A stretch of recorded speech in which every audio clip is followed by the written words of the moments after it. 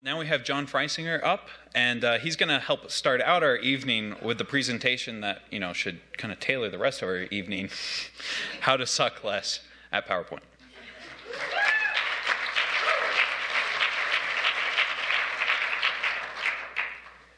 I begin with the theory that we, as a society, don't want to suck at PowerPoint. Am I right? Yeah. The problem is not PowerPoint itself. The problem is our audience. It's you. The same year that gave us Van Halen's last great album, the movie Footloose, and Kelly Osbourne also gave us the double plus, double good software PowerPoint. PowerPoint is much like giving children hammers. We know what it can do. We've seen people use it. But if you let us go, we're just going to make a mess of it. And for all you smug Mac users, you Keynote users, you're not exempt.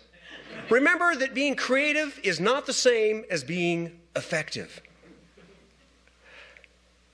A presenter. The presentation is actually in the presenter, it's not on the screen. So if you're looking up there for some words of wisdom, you're not going to get them. The presenter is the presentation. We have a fine balance. Do we want to put all of our information up here and be descriptive?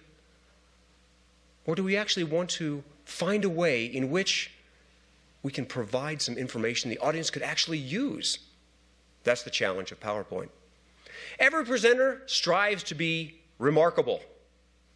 But the only way to be remarkable is to be remembered and repeated. Let me repeat that. To be remembered and repeated. Because at the end, it's not about the presenter. It's about the eyes on the presenter. It's about you in the audience. It's not about what I want to say. It's what you take away with you. 4 basic structures in any great PowerPoint presentation, or any presentation that is benefited by PowerPoint. We have content, we have structure, we have the script, and we have the delivery. The last is the delivery. That's the PowerPoint. Why do we always start with PowerPoint? First thing we should do is look for our content. And our content comes from between our ears. Sit down, make mistakes, use paper to actually brainstorm for a change. Look for specific information the audience could actually take with them tomorrow and use. If all of your information is on your slides, what's the first thing your audience is going to do after your really bad presentation? Ask for your slides. They're just trying to rip you off. Second point of any great speech, any great presentation is the structure. This isn't time to be Kafka. We don't just blurt out information. There has to be a structure, or the audience won't get it. The easiest structure you could possibly think of is to state a problem, to state an action, and give a result. I call it the PAR formula, something you can take with you and use tomorrow. Problem, action, result. The third critical step is finding a script. Words matter. You can tell a woman that her beauty is timeless. You could also tell a woman that her face will stop a clock. The words mean about the same, but the syntax is different. Words matter. Be specific when you use words. The more specific you are, the more credible you are.